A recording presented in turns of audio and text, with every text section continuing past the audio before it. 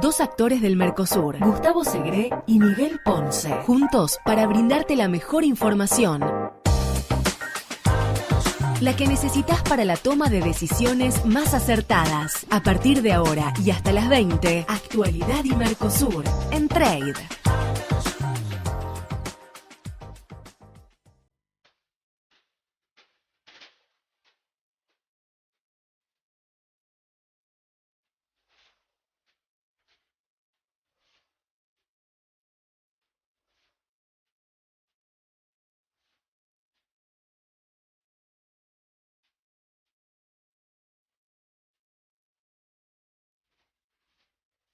Buenas tardes, buenas noches, más buenas noches que buenas tardes me parece esta hora, ¿no?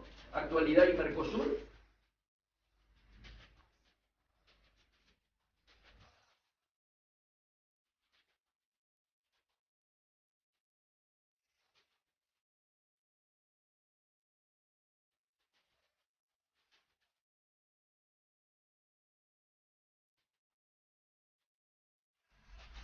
Amigos, esto es Actualidad y Mercosur. Como todos los lunes de 19 a 20 horas, los vamos a acompañar Gustavo Segré en la otra punta, yo aquí desde Estudios Centrales, y habitualmente esto lo hacemos desde Sao Paulo, Brasil. Esta vez, si todo anda bien, el amigo Gustavo se encuentra en Capanema, allí el estado de Paraná, la tierra gaúcha por excelencia, con la frontera con Argentina, ahí muy cerca de nuestras queridas cataratas del Iguazú y de la Triple Frontera.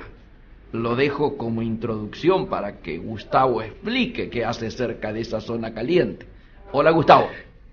¿Qué tal? Buenas tardes, ¿cómo estás, Miguel? ¿Cómo están todos? Siempre con la ayuda de Marcelo D'Alessio y Hernán Hualpa en la producción. Y un orgullo de estar aquí en otro programa, nuevamente Actualidad y Mercosur, con vos, Miguel, desde Buenos Aires.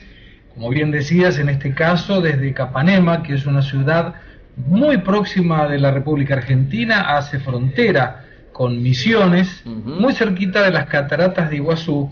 Y vos fíjate que como característica extraña, te diría, la mejor manera de venir desde Foz de Iguazú, territorio brasilero, hacia Capanema, territorio brasilero, no es por Brasil.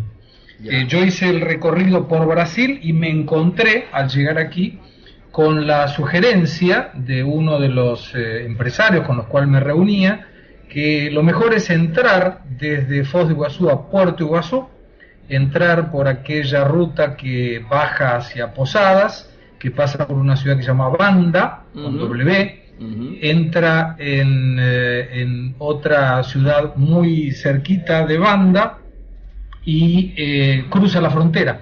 Entonces vos tenés, de la forma que lo hice yo, 3 horas de viaje por interior de Brasil o 1 hora y 20 por Argentina. Vos fíjate qué cosa más extraña esta, que vos para venir a una ciudad del mismo país donde estás, sea mejor entrar por otro país, ¿no? Correctísimo, correctísimo. Y hoy tenemos temas pendientes, ¿no? Que nos quedaron del programa pasado, ¿recuerdas?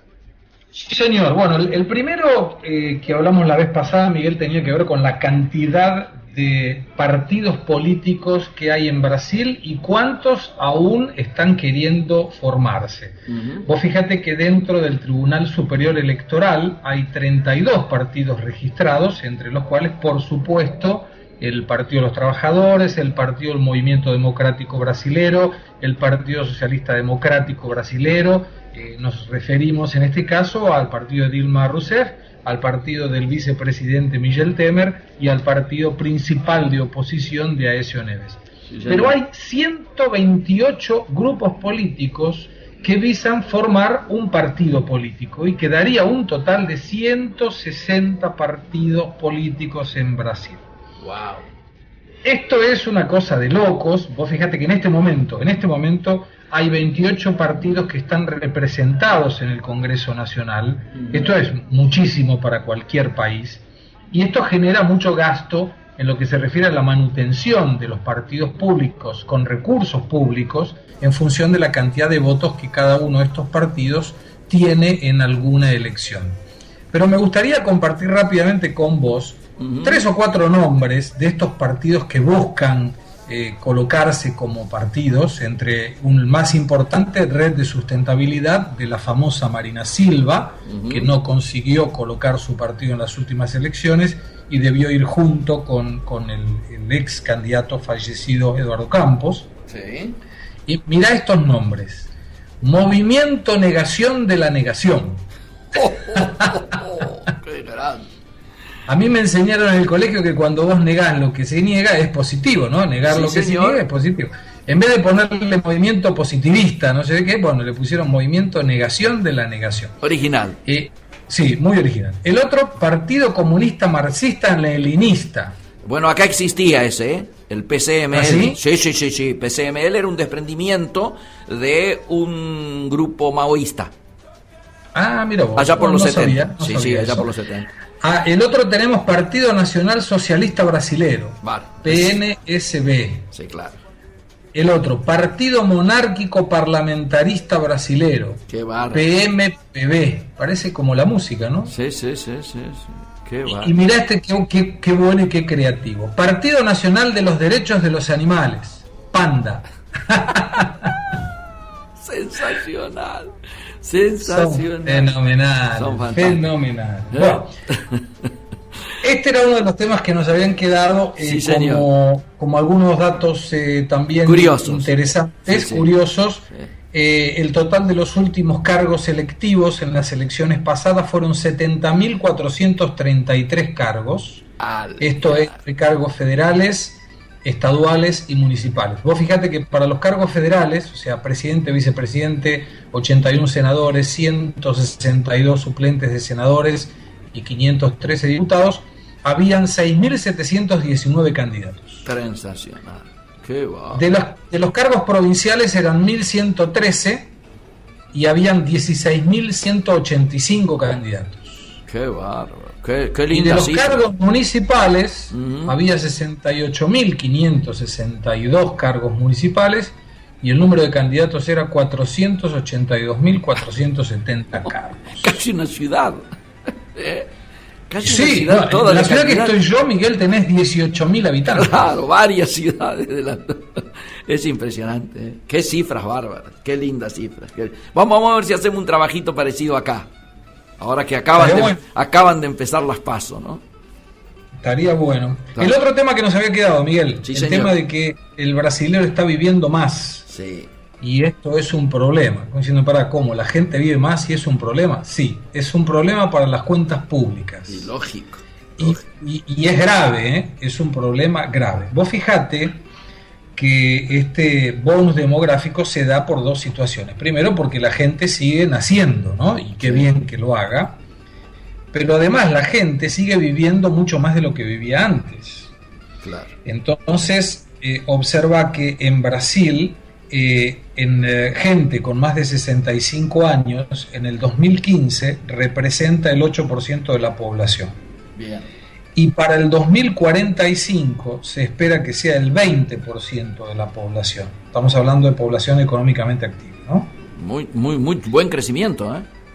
Terrible, pero esto además genera un problema que ya de por sí es malo en la relación del costo sobre el Producto Bruto Interno que tiene el gasto público sobre las jubilaciones, que hoy es el 9,5%, y que si esto no cambia, a partir de más o menos 20 años debe llegar a 25% del Producto Interno Bruto. Entonces estamos en un número muy grave porque la media internacional de los partidos, de los países que son países desenvueltos, ¿no? Sí, sí. Es el 8,7%, Brasil ya está por arriba de esto hoy, y si no altera algo va a llegar a valores imposibles de manejar. Y el problema, además, está en que la única manera que vos podés aprovechar esta situación de alguna manera es aumentar el ahorro. Claro. Pero Brasil cada vez ahorra menos. Sí. Entonces, fíjate que en el 2010 el ahorro en relación al Producto Interno Bruto era del 19,2% y los datos del 2014 muestran que el país ahorró 15%. Wow. Entonces, estamos creciendo con la edad promedio de vida del brasilero y está habiendo una reducción importante en el ahorro del brasilero, y esto genera realmente unos problemas muy serios, sí, claro, para el gobierno, porque tiene que pagar jubilación por más tiempo. Existe una suerte de lo que es el ANSES argentino allá, ¿no es cierto? ¿Cómo se llama? Mira, en Brasil la jubilación oficial se llama Instituto Nacional de Seguridad Social, claro, el INSS, que tiene dos características: cómo se provee de recursos. Por parte de las empresas, el 20% del valor del sueldo, independientemente del valor que sea. Si yo le pago a un empleado de mi empresa 1.000 reales, pago el 20% de 1.000 reales. Si le pago 10.000, pago el 20% de 10.000 reales. Ya. Ahora, en el caso del trabajador, hay un límite que son 513 reales por mes, independiente de cuánto gane. Entonces, a él le descuentan el 11% del sueldo con el límite de 513 reales. Si él gana, por ejemplo, 4.700, más o menos le daría 513, 4.800 le daría 513 el techo. Si gana 10.000, le descuentan 513 reales también. ¿Por qué esto? Porque el valor de la jubilación oficial máxima está dado en 5.000 reales. Ah, mira vos. Entonces, si él gana 10.000, bueno, él va a ganar del gobierno 5.000 reales. El resto lo tendrá que cubrir por alguna jubilación privada. Claro, claro, claro. Más o menos hay una, diríamos, sensación de justicia social en este tema, ¿o hay mucha queja? Hay mucha queja porque en el pasado esto se aplicaba, esto que te menciono ahora, se aplicaba únicamente para lo que sería recursos privados. Claro. O sea, cualquier persona que trabajara en la actividad privada tenía estas características que te acabo de mencionar. El sector público no se encuadraba de esto, claro, dentro de esta norma. Entonces, si la persona del sector público ganaba 15.000 reales, se jubilaba con 15.000 reales. Te entiendo, te entiendo.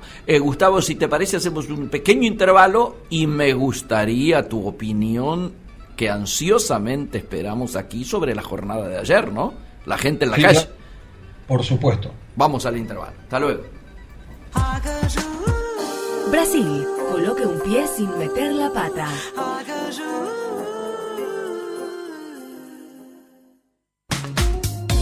Integrate a Miguel Ponce. Los jueves de 16 a 17 te espera con el mejor análisis de la economía y el comercio, integrados en Trade.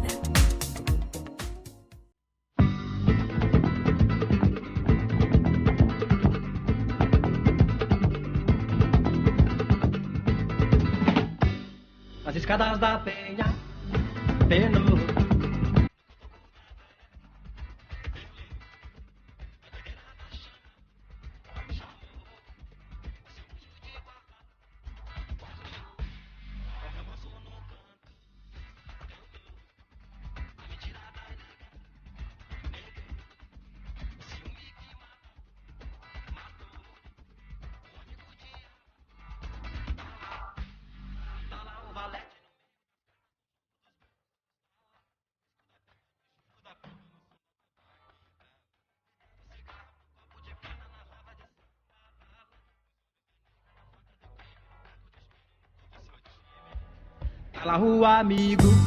Y volvemos, Gustavo, con este ritmo tan pegadizo, ¿no?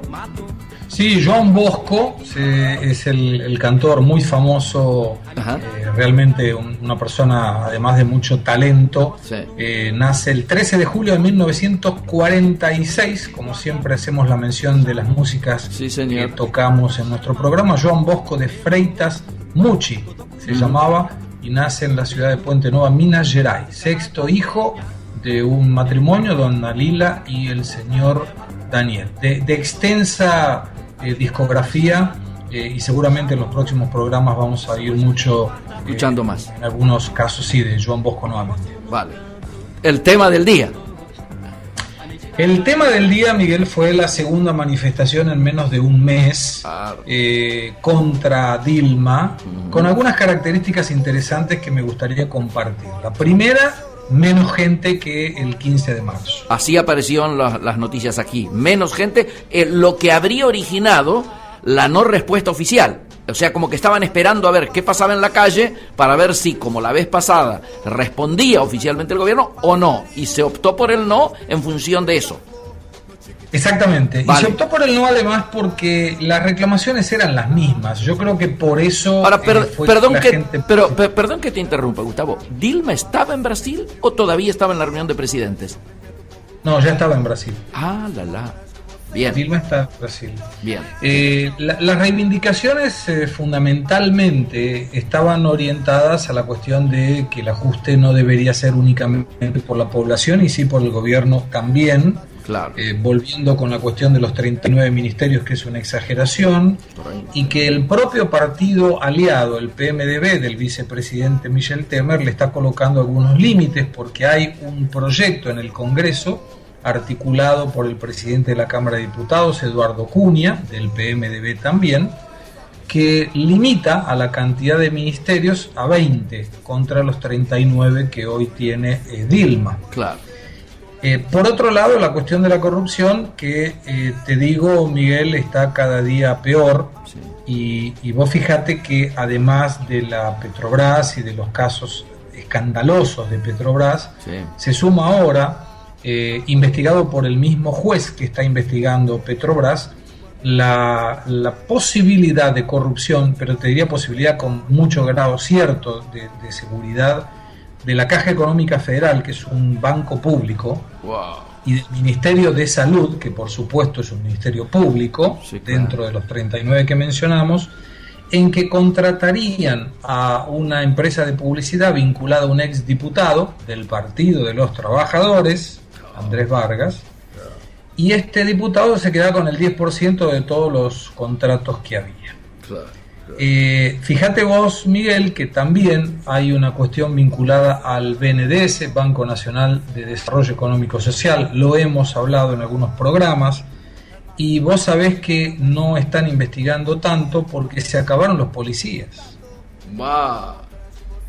¿Qué va? Y esto es un dato complicado, o sea, hay tantos casos para investigar que no hay efectivos suficientes vinculados al Ministerio Público y a la Receita Federal y demás órganos que tienen que ver con esta investigación, con capacidad de investigar. O sea, no hay suficientes investigadores para la cantidad de casos de corrupción que se están destapando, y se da otra circunstancia muy, te diría, subjetiva, que es que los policías son enviados de otras ciudades, no siendo oriundos de las ciudades donde se realizan las investigaciones, por una cuestión lógica, que no haya contactos o conocimientos entre quien investiga y el investigado. Esto tiene mucha lógica. Sí, claro. El tema es que para mandar policías e investigadores de una ciudad a la otra, el Ministerio de Justicia, uno de los 39 ministerios mencionados, tiene que mandar recursos y no está liberando los recursos. Entonces, al no haber recursos para mandar policía, la policía no puede investigar. Claro. Es muy loco, pero sí, muy loco, pero vamos a tener seguramente a lo largo del tiempo algunas sorpresas desagradables, te diría, sí, claro, en relación a los casos de corrupción, porque si juntamos Petrobras, que ya debe asumir en el próximo balance problemas con estos casos de corrupción por 6.000 millones de reales, si ahora agregamos los 20.000 millones de reales aproximadamente dentro de la Receita Federal, de la AFIP, con estos procesos del Consejo de Administración de Recursos Administrativos, el CARF, y le agregamos Ministerio de Salud, Caja Económica Federal y BNDES, tendremos realmente valores astronómicos. Sí, se han limpiado al país. Ahora, Gustavo, está notándose como que el principal precio político obviamente lo está pagando el PT. Por lo tanto, ¿está habiendo una suerte de modificación en términos relativos del entramado de poder oficialista? Yo creo que sí, porque vos fíjate que dentro de uno de los ministerios, que era una secretaría con rango ministerial, es la de articulación política, se llama, o articulación institucional, que es el que hace el nexo entre el Poder Ejecutivo y el Congreso.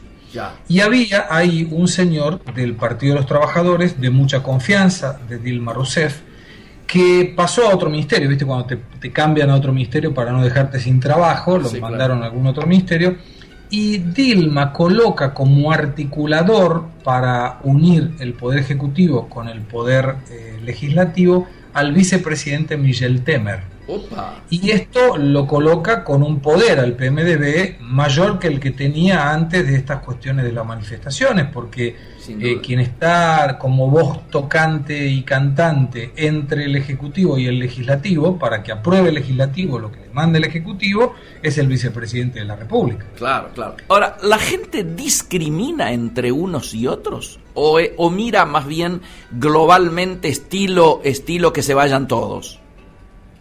No, mira, en la manifestación de ayer, yo lo que observé es salga Dilma o salga el PT y llévate a Dilma, o salga Dilma y llévate al PT.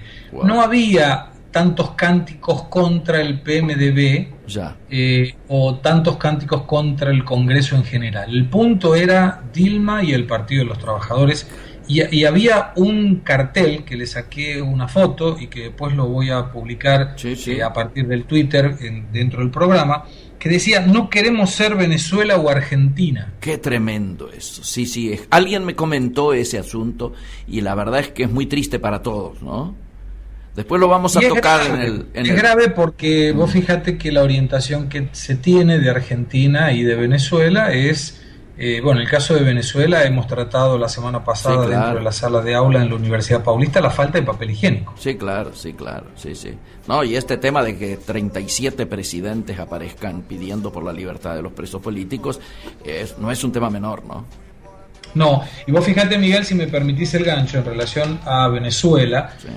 Venezuela está sin dinero, no tiene reservas suficientes, y para cohibir la posibilidad de la presunción de que no pague la deuda, ha resuelto disminuir en forma drástica la importación de productos. Así es. Y esto, por supuesto, porque se encuentra con que al valer mucho menos el crudo, que era lo que le daba el sustento a sus exportaciones, se ha quedado sin recursos. Sí, en el 2014, perdón, decime. Parece que están por surgir las de Jai venezolanas, las de Jai chavistas.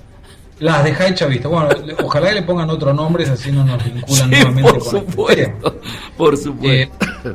Pero vos fíjate que las importaciones del 2014 en Venezuela llegaron a 45.900 millones de dólares y deben pasar a 31.000 millones de dólares en el 2015.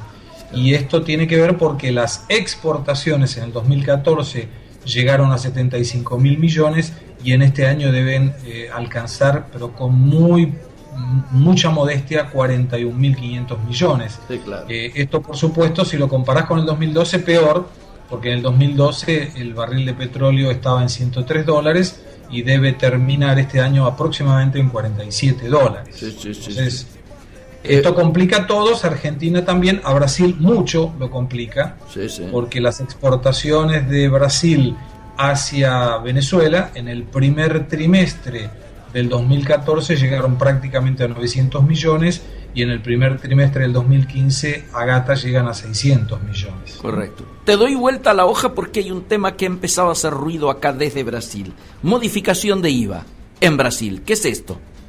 Sí, la modificación del IVA tiene que ver con la forma en que Brasil hoy atiende un impuesto muy parecido, que es el impuesto a la circulación de mercaderías y servicios, con una característica interesante, que es que cada estado provincial recauda y gasta como quiere y de la forma que quiere y no le debe explicaciones al gobierno nacional ni depende de la coparticipación. Entonces sería como vos, gobernador de la provincia Miguel Ponce, y yo, gobernador de la provincia Gustavo Segre, resolvemos que la alícuota será la que está asignada dentro de todas las provincias, pero lo que yo recaudo lo gasto como quiera y no le pido permiso a nadie. El gobierno federal quiere cambiar esto, quiere instrumentar el impuesto al valor agregado en la misma modalidad que tiene la República Argentina, para lo cual las provincias o los estados provinciales deberán resignar ingresos y deberán indicar para qué están gastando lo que gastan. Pero perdón, ¿esto reemplazaría el actual impuesto o sería un agregado más? No, reemplazaría al ICMS. Ahí está. Reemplazaría al ICMS. Bien. Y probablemente unificaría con el IPI, que es un impuesto federal, el impuesto al producto industrializado.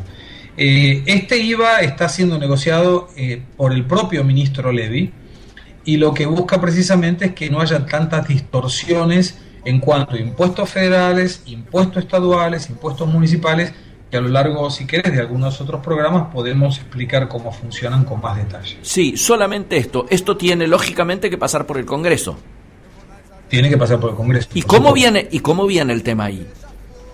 Tiene que pasar por el Congreso y no viene bien, porque dentro del Congreso hay muchos representantes, por supuesto, de intereses de los estados provinciales. Claro, a eso iba. Primero tiene que pasar por el Consejo Nacional de Facenda, o sea, todos los ministros de Economía de cada uno de los 26 estados y del Distrito Federal deben ponerse de acuerdo en forma unánime, no puede ser por mayoría, tiene que ser unánime, en aceptar el impuesto al valor agregado. Y una vez que este COFAS se pone de acuerdo, ahí sí pasa al Congreso para aprobación, primero en comisiones y después en el plenario. Vale, ahora veo que evidentemente están, yo diría, en algunos temas tomando el toro por las astas, ¿no? Porque esto en lo impositivo, pero también se empieza a hablar de la ley de tercerización, que sería una verdadera revolución laboral, ¿no? Sería una revolución porque vos fíjate que te cambia todo. O sea, la carga social aquí en Brasil es del 103%. Si yo pago 1.000 reales a un empleado, él cobrará en función de las deducciones unos 800, pero a mi empresa le sale 1.030 reales más. Y eso es un valor monstruoso, es uno de los más grandes del mundo en la proporcionalidad de las cargas sociales. En Argentina tengo entendido que es cerca del 35%. Claro. Al aceptar esta ley de tercerización, lo que se vincula es, yo echo a la gente al cual le pago cargas sociales, coloco eso de repente en una empresa a la cual contrato, o en una cooperativa de trabajo a la cual hago algún acuerdo, y él se encarga de pagar estas cargas sociales a los empleados. Y yo traigo empleados tercerizados. ¿Y esta ventaja qué es? No pago más, por ejemplo, vacaciones. No pago más aguinaldo, porque eso lo negocio directamente con la empresa tercerizada a la cual contrato. 3 características que debe haber en este contrato para que no se configure un pasivo laboral. A ver. El tercerizado no tiene posibilidad de cumplir horario fijo, esto puede ser una complicación. No puede recibir órdenes de una persona que no sea de su grupo de trabajo, o sea, si vos contratás personas de mi cooperativa o de mi empresa, vos no le podés dar órdenes, yo le tengo que dar órdenes. Claro, claro. Y por otro lado, no puedo colocarle pautas o metas. Si se cumplen estas 3, la justicia dejará de interpretar que es una tercerización para interpretar que era una contratación encubierta. Pero lo más interesante, Miguel, creo que esto es un antes y un después, es que la ley obligaba a las empresas a tener gente, empleado propio, para lo que sería el objeto social. O sea, permitía tercerizar la limpieza, permitía tercerizar la seguridad, permitía tercerizar algunas cuestiones administrativas, pero no la industrialización, por ejemplo, si se trataba de una industria. A partir de esta ley se puede tercerizar también el objeto social prioritario de la empresa. Buenísimo. Gustavo, si te parece, vamos a un intervalo, el de las 1:30 pasadas, nos hemos pasado unos segundos, luego volvemos y creo que nos queda pendiente, seguramente para la semana que viene, que vence aquí el impuesto a las ganancias, poder hacer la comparativa entre uno y otro. ¿Te parece bien? Me parece perfecto. Hacemos el intervalo. Brasil, Uruguay, Paraguay, Venezuela, Argentina. Todo lo que hay que saber para operar en el Mercosur. ¿Qué escuchamos, Gustavo? Un himno, ¿no? Aguas de Marzo, es un himno. Un sí, himno. Esto es un himno. Es Antonio Tom, por Antonio Carlos Brasilero de Almeida Jobim. ¿Qué nombre, eh? Antonio Carlos Brasilero de Almeida Jobim. Tom Jobim, famosísimo Tom Jobim, sí, maestro, pianista, cantor, arreglador, violinista, de todo. Sí, sí. Sin hacer... Nació el 25 de marzo de 1927 en La Tijuca, en Río de Janeiro. Falleció lamentablemente en 1994, el 8 de diciembre, y tiene algunas músicas, La Garota de Ipanema, sí, esta que escuchábamos, Agua de Marzo, muchas de ellas cantadas por, inclusive, Frank Sinatra. Sí. Che, sin ofender, hoy me acordaba mucho de vos cuando venía por las calles de Buenos Aires hacia acá, porque está todo empapelado con la cara de Roberto Carlos, que se va a presentar en Buenos Aires. Y yo decía, no hemos pasado nunca nada de Roberto Carlos, ¿no? Un hombre que, al margen de las valoraciones que tengamos de él, vendió algunas placas, ¿no? Como se decía antes. Un poco, sí, un poco. Pero podemos incluir inclusive, vos sabés que se mantiene absolutamente vigente. ¿En serio? Aquí el rey Roberto Carlos, sí. No me di. Miguel él está contratado por la Red Globo y hace un musical al año, solamente musical al año, con un récord de audiencia increíble. Y además en cada una de las novelas de la Globo, cada tanto le ponen una música de él que revienta en las paradas. Qué va. Y así que podemos ir, claro, con mucho gusto colocar una música. Vos que vas a estar la semana que viene en Buenos Aires, empapelada Buenos Aires con los anuncios de él. Se parece un candidato político más porque se mezcla con la cantidad de caras y de candidatos que algunos ni siquiera habíamos visto antes, y entonces todas las paredes de Buenos Aires son caras, entre ellas la de Roberto Carlos, ¿no? Bueno. Qué increíble. Ahora, Miguel, me quedó dos cositas que no dimos, los indicadores que habían, cómo había quedado. Adelante. El dólar terminó con un aumento de 1.7%, cerró la jornada a $3.12. Bien. Y esto generado sobre todo, no te diría por problemas locales, sino por las malas noticias de la baja de exportaciones de China, que se redujeron 15%. Y la bolsa se mantuvo prácticamente estable, aumentó el 0,05%, con el índice Bovespa en 54.239 puntos. Y la pregunta es siempre, Miguel, ¿qué pasó en Argentina que nos puedas contar a los que estamos escuchando de Brasil? Bueno, por de pronto empezó el año electoral. Ayer domingo empieza una larga agenda de elecciones que prácticamente nos van a tener ocupados muchísimos domingos de este año. El día de ayer es la primera y obviamente vos sabés, hay distintas calidades. Léase, hay algunas que son paso reñidas, hay otras que son elecciones ya de gobernador, las anticipadas. Entonces vamos a tener con lo ocurrido, por ejemplo, en Salta, en el día de ayer, donde ha ganado el Frente para la Victoria, ¿no es cierto?, el partido oficial, lo que no es sorpresa. No es que ha sido reelecto el gobernador Urtubey, ¿no es cierto?, paradójicamente hermano de uno de los vicepresidentes de la Unión Industrial Argentina, sino que ha quedado posicionado como el representante del Frente para la Victoria o del peronismo en su conjunto para las elecciones definitivas de renovación del mandato de los gobernadores, ¿no es cierto? Mientras que va a haber otras que son directas, donde sin paso, la que va a ocurrir en 2 fines de semana por delante en Neuquén es elección ya directa de gobernador, donde el debate es si un movimiento como el Movimiento Popular Neuquino, que lleva casi 40 años en el gobierno, mantiene, ¿no es cierto?, su capacidad y su permanencia, o si existe la renovación que podría venir de la mano del denominado Pechi Quiroga, que cuenta con el apoyo de Massa, de Macri, de toda la gente de UNEN, el viejo UNEN, del radicalismo. Bueno, han armado un conglomerado para intentar desplazar, ¿no es cierto?, al MPN. Pero por otro lado, yo te diría, obviamente, hoy mucha gente ha estado comentando la singularidad de la participación de la presidenta en la reunión, ¿no es cierto?, allí en Panamá, donde creemos que el protagonismo tan singular, diría, hubo 3 elementos que se opusieron y criticaron con mucha fuerza a Barack Obama, ¿no es cierto? 1, la derecha, la ultraderecha económica y política, la derecha del partido, el Tea Party, digamos, de los republicanos. 2, los diarios de Miami, vos sabés quiénes manejan esos diarios de Miami, exiliados, diríamos, muy anticastristas. Y 3, la presidenta de la Nación de Argentina, hecho que Maduro se encontró con Obama.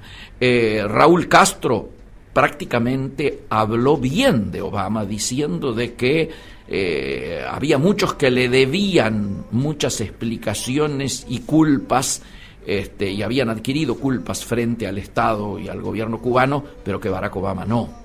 y le caía como hasta muy sincero y habló bien Raúl Castro, ni hablemos Dilma, que además de tener un encuentro particular, ya acordó la fecha de su visita a Washington, y Tabaré, que se convirtió en una suerte de líder regional, sentándose en la mesa chica, ¿no es cierto?, en la cena junto a Barack Obama, a la derecha sentado, hombre obviamente de un partido de izquierda de Latinoamérica, pero que encabezó el pedido, singular pedido de libertad a los presos políticos que hay en Venezuela en el día de la fecha, ¿no es cierto?, o hasta el día de la fecha.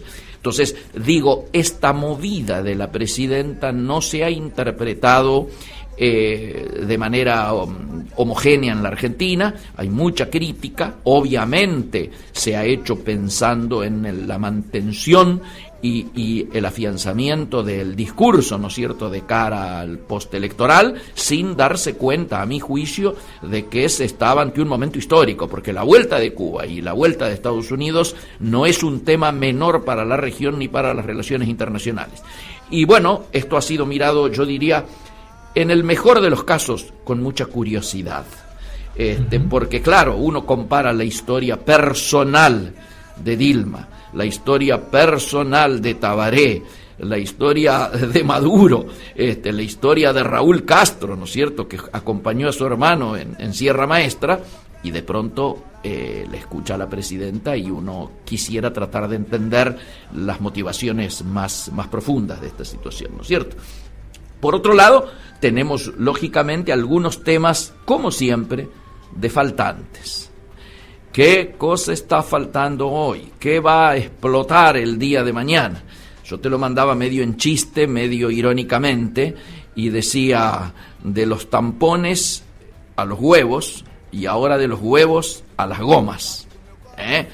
No vamos a darle carices interpretativos psicoanalíticos a esta temática, pero mañana se va a conocer seguramente en muchos medios, o va a explotar el tema. Estamos teniendo problema con una cantidad impresionante de medidas de neumáticos, y esto está generando algunas situaciones muy particulares, Gustavo, que tienen que ver, por un lado, las dos, con dos tipos de seguridades.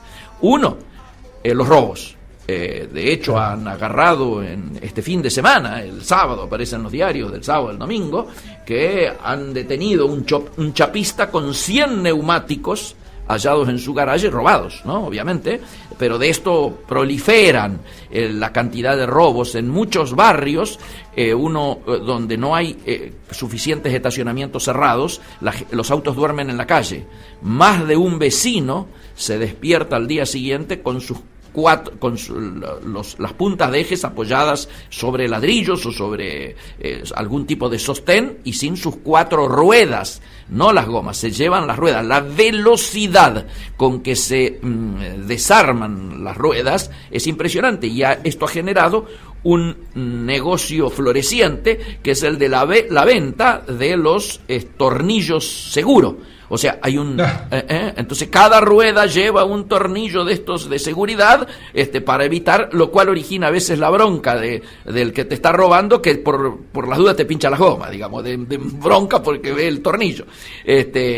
Esta situación es un costado de la inseguridad. El otro costado de la inseguridad en las rutas. Mañana van a aparecer cámaras de colectiveros o el gremio de los colectiveros, más el gremio de los camioneros, reconociendo que se están utilizando, en los casos donde no se consigue, de las medidas que no se consiguen, gomas recauchutadas, gomas gastadas, gomas que han superado el límite de seguridad, ¿no es cierto?, de su uso, de tiempo de rodado, y esto genera mucha inseguridad en las rutas. Entonces esto, el aumento de la accidentología, ¿no es cierto?, del grado de accidentes, aumenta por una situación que es absolutamente resoluble. Nosotros esperamos que, como siempre, y lo hemos charlado con vos más de una vez, Gustavo, cada vez que algo adquiere visibilidad, rápidamente van a intentar apagar ese fuego, ¿no es cierto? Es decir, van estilo bomberos.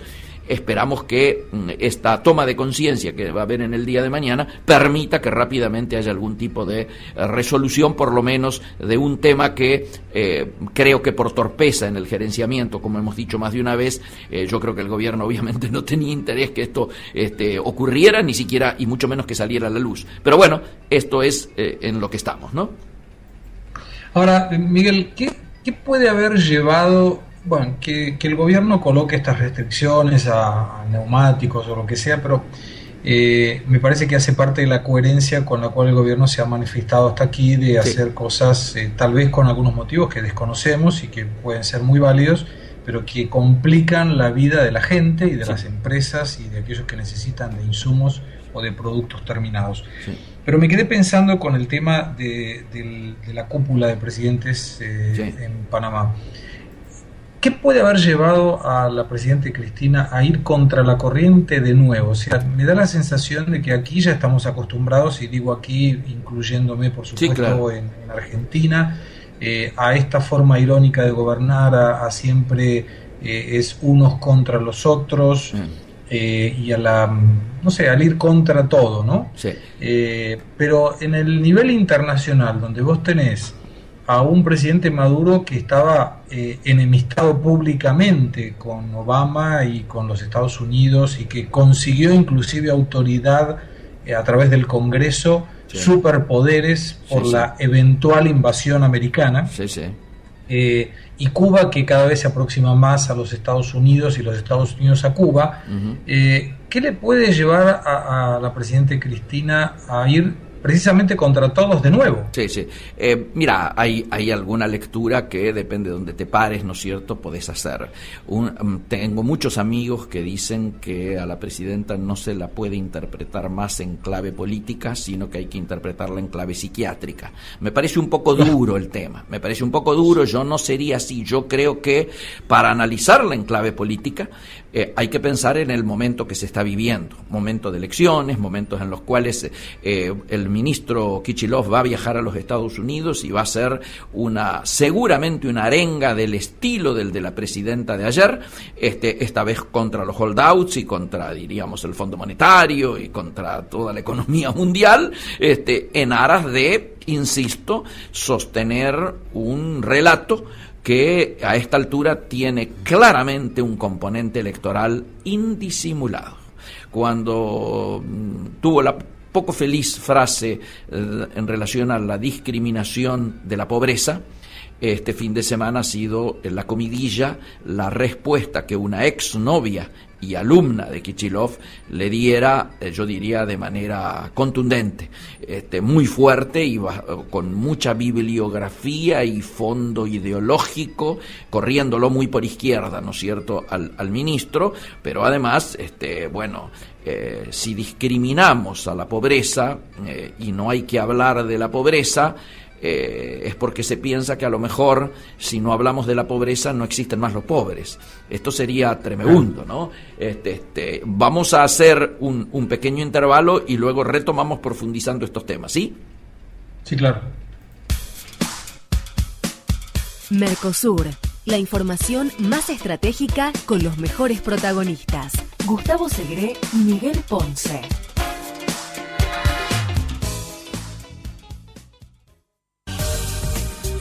Somos lo que fuimos. Un intento por comprender la Argentina, con la conducción de Rosario Lufrano, premiado con el oro como mejor documental histórico en el New York Festivals. Todos los viernes a las 16 por Trade. Estás donde elegís estar. Gustavo, retomamos nuestro último tramo de programa. Sí, señor. Y me parecía importante hacer una recomendación. En el día de hoy ha aparecido un estudio francamente estratégico de alguien que tenemos que invitar a nuestro programa sin duda, uno de los periodistas mejor formados en comercio exterior, junto con nuestro amigo Emogali, ¿no es cierto?, que es Juan Diego Vasilevsky. Hoy hace un estudio que yo recomiendo para los que no lo hayan visto, que bajo un contundente título, Juan Diego hace el análisis de que así es difícil competir. mover una carga en Argentina cuesta casi 7 veces más que traerla desde China. No sé si da una idea, y el subtítulo sería, o la bajada, como le llaman los periodistas, es: el costo para trasladar un producto en camión dentro del país muestra una abrumadora diferencia frente a lo que vale un flete marítimo que recorre 19.000 kilómetros. El efecto desacople en los combustibles explica parte del problema. Punto. ¿Qué país arrebata cada vez más mercadería argentina? Y hace todo un análisis inicial, ¿no es cierto? Bueno, aparecemos ahí opinando en relación precisamente al tema del flete terrestre, el aumento de tarifas, bueno, el tema de los combustibles y los altos costos logísticos, ¿no es cierto?, que se ven dentro del país, ¿no es cierto? Y yo hablo justamente de que están dejando fuera de carrera el atraso cambiario tanto a industrias como a las economías regionales, ya que la fuerte devaluación del real brasilero y la alta presión tributaria, ¿no es cierto?, son elementos centrales que pareciera no ser tenidos en cuenta. Hay opiniones de la Cámara Empresaria de Operadores Logísticos, la CEDOL, y luego está todo un análisis de cuadros que son magníficos. ¿Cuánto se encareció el transporte y la logística? Y hace evolución de costos dividido en combustibles, en mano de obra, en los costos logísticos de transporte, con transporte, y costos logísticos sin transporte. Luego hay una evolución de costos de combustible versus costos de mano de obra, desde diciembre, en base a diciembre del 2001. Y es impresionante ver los aumentos, el 3.048% contra el 2.208% entre el 2009 y el 2015, digo. Luego hace un análisis, el caso 1, la logística interna cada vez más costosa, y compara con Buenos Aires-Shanghái, $400, Shanghái-Buenos Aires, ¿no es cierto?, 625, y Mendoza-Buenos Aires, 2.840. ¿Se entiende de qué estamos hablando? Ese es increíble. Luego hay un segundo cuadro, ¿no es cierto?, costos de la logística interna cada vez más costosa, los costos de flete puro para un contenedor de 20 pies. Entre Buenos Aires y Miami, $800. De Salta a Buenos Aires, el mismo container, 4.235. Es una barbaridad, diríamos, desde donde se lo mire. Y hace una comparativa de fletes terrestres versus fletes marítimos, comparando China, camión, Brasil, camión, y Holanda, camión.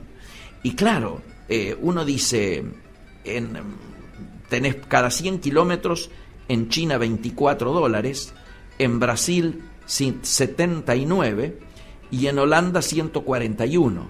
En dólares esto es 7.5, 20 y 45. Fijémonos las diferencias, ¿no es cierto? Igualmente hace comparativo de fletes marítimos versus flete terrestre en relación nuevamente China, Brasil y Holanda. Y claro, termina, ¿no es cierto?, que para el Made in Argentina del 2015 es un año plagado de dificultades. La Cámara de Exportadores, CERA, prevé que las ventas al mundo caerán este año hasta 63.000 millones, lo que marca una estrepitosa baja de 21.000 millones frente al año récord, lógicamente, del 2011, y va a ser el peor registro desde el 2009. Aquí a esto vamos a tener que dedicarnos en los próximos programas, Gustavo, inclusive hacer una comparativa en términos de cómo está Brasil y cómo está Argentina en términos de atrasos logísticos y de costos, porque me parece que se viene una etapa, ¿no es cierto?, donde estos temas están directamente vinculados a la competitividad y lógicamente esto se refleja en las balanzas comerciales, ¿no? Claro, vos fíjate que hablábamos a lo largo de varios programas que el tipo de cambio por sí solo no es una restricción a la competitividad de un producto. Así es. Pero cuando vos tenés números que son tan contundentes como imaginar un flete que hace 19.000 kilómetros a un valor de $400, y cuando hace otra cantidad de kilómetros que no me acuerdo en este momento, de Salta a Buenos Aires y lo tenés en 2.000 y pico o 4.000 y pico o $2, es una cosa de locos. En Brasil, Miguel, tenemos un caso parecido, y sería interesante esto que vos decís, de hacer comparación por kilómetro, claro, por ejemplo, por kilómetro recorrido, donde vos tenés de China a Santos, Sí. el valor de un contenedor de 40 pies es $1.200. Y cuando ese mismo contenedor lo llevas de Santos a la ciudad de San Pablo, que son 72 kilómetros, contra 15.000 o 16.000 kilómetros, estás hablando de exactamente el mismo valor. Qué bárbaro. Bueno, pero vos fíjate, más o menos es comparativo. Acá nosotros tenemos una grosería de diferencia. Igual me parece muy importante que podamos hacer, diríamos, un análisis, porque creo que esta problemática es una problemática de Latinoamérica, pero algunos lo están resolviendo un poco mejor. El caso chileno o el caso peruano, por ejemplo, son muestras de que se pueden hacer las cosas distintas en este terreno, ¿no? Cuando vos tenés dificultades, y en este caso esta comparación de fletes automáticamente deja a las economías regionales medio fuera del mundo, ¿no? Porque absolutamente. Vos fíjate que una empresa que esté en el interior no tendría cómo llegar a valores de exportación competitivos, y no estamos entrando en el tipo de cambio, como para poder decir quiero vender mi producto, y el flete ya lo deja fuera, solamente el flete lo deja fuera. Sí, desde ya. Para Juan Diego es un amigo además, y yo creo que lo podríamos con el mayor gusto invitarlo, de repente aprovechar que la próxima semana vamos a estar por primera ahí está, vez muy buena idea, y estar aquí con un invitado de nivel nos vendría bárbaro. El gran problema que tenemos, ¿sabes cuál es en este momento, Gustavo? Que estos son los horarios de cierre de, claro, de este tipo de publicaciones. Lo que sí podemos tratar es, primero, tratar de tenerlo aquí en estudios, ya que vamos a estar los dos, y si no, hacer una conexión telefónica con él, ahí profesional directamente. Esto perfecto, me parece muy buena idea, porque bueno, Juan Diego, además de la experiencia, tiene unas fuentes increíbles y hace unas notas que realmente hacen la diferencia, ¿no? Sin duda. Sí. Además nos tiene, particularmente a vos y a mí, muchísimo respeto. Sí, no, y es un amigo, además una persona excelente. Vos sabés, Miguel, que te cuento rápidamente en los últimos minutos, sí. Voy a estar en la ciudad de Buenos Aires la próxima semana, porque por primera vez en mucho tiempo, a instancias de una invitación de la Fundación Exportar y la Cancillería Argentina, se va a hacer una charla para aquellos empresarios argentinos que van a participar de la exposición APAS de Supermercadista, para preparar a los empresarios argentinos en relación a lo que se van a deparar cuando ellos lleguen a Brasil. Buenísimo. Y esto es algo muy bueno, que independiente de cuestiones de gobierno, de política y sí, todo, claro, es una agregación de valor increíble para aquellos que viajan. Y vos fijate, estuvo la feria Automec la semana pasada en San Pablo, y hablando con algunos empresarios, los que tenían experiencia en Brasil aprovechaban mucho más la participación de aquellos que no la tenían, porque no conocían cómo funcionaban los impuestos, cómo negociaban los empresarios brasileros, a qué valor llegaba el producto a la puerta del depósito. Con lo cual, estos temas que hemos sido invitados para charlar junto con estos empresarios a instancias de la Fundación Exportar y de la Cancillería Argentina, serán muy útiles, y los podemos compartir el lunes también en el programa, porque de repente gente que tiene interés de entrar a Brasil también puede interesarse en conocerlo. Por supuesto, y me alegra mucho que se haya hecho justicia y te hayan invitado a disertar en ese evento, ¿no? Estamos siempre en las órdenes. Vos sabés que ayudar a los empresarios argentinos, independientemente de la cuestión política, siempre es de mucho gusto para cualquiera que vive en otro país y que trata de ayudar como puede a su país y a sus industrias.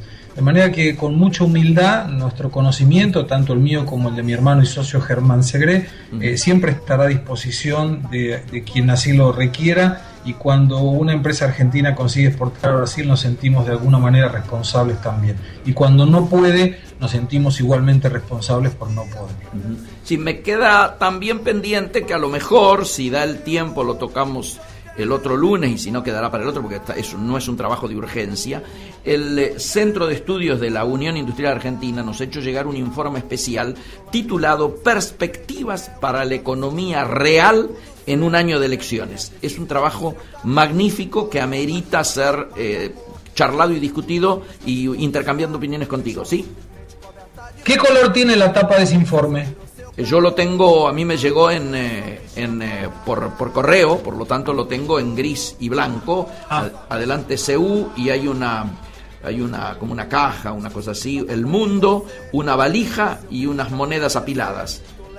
Y el logo de la Lo UIA. importante, Miguel, es que no sea de color negro el futuro del comercio exterior. No te había interpretado el chiste y pensé que vos lo habías recibido también y querías chequear si era el mismo. Muy bueno. No lo recibí, me interesa mucho leerlo, Sí, pero era un chascarrillo simplemente para que Bueno. fuera una tapa verde o azul, Claro. pero nunca negra. Muy bueno, muy bueno, muy bueno. Gustavo, nos estamos viendo y dando un abrazo el próximo lunes aquí. Sí, señor, gracias a Marcelo D'Alessio, gracias a Hernán Hualpa y por supuesto un abrazo fuerte para vos y nos vemos la próxima semana. Amigos, esto ha sido Actualidad y Mercosur, como todos los lunes, lo hemos acompañado desde las 19 horas hasta esta hora, que son las 20 exacto, y volveremos a hacerlo la próxima semana. Buena semana.